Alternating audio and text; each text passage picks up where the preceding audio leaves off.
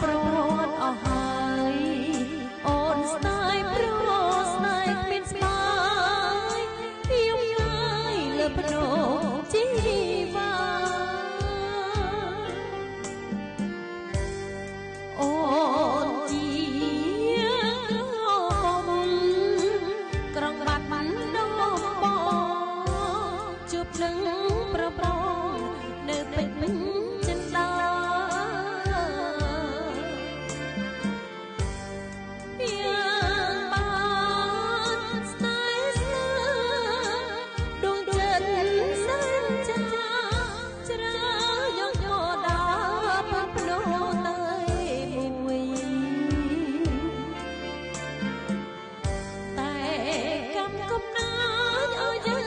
ប្រត់ប្រនីព្រោះមិនចិត្តឬស្យា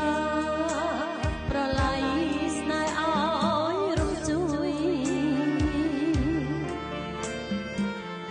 ដោយការរលំឈឺបោករលួយជាតិក្រោយសូមព្រះលោកជួយជួបនឹងបងមួយកុំក្លៀត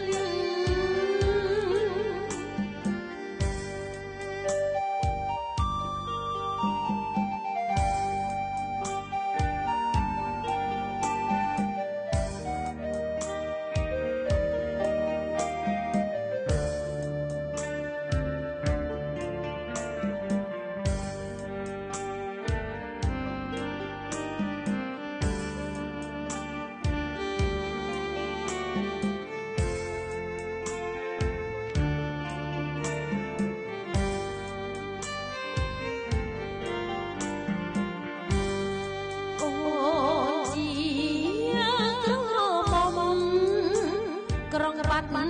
ដងបងជួបនឹងប្រពងនៅពេញចិនដាយ៉ាងបានស្នេហ៍ស្ទើរដូនចិត្តសញ្ចាជ្រើយកធម៌ដាពុនភ្នោតែមួយ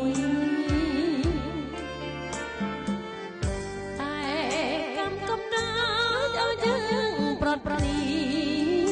ព្រោះមិនចិត្តឬស្យាប្រឡ័យ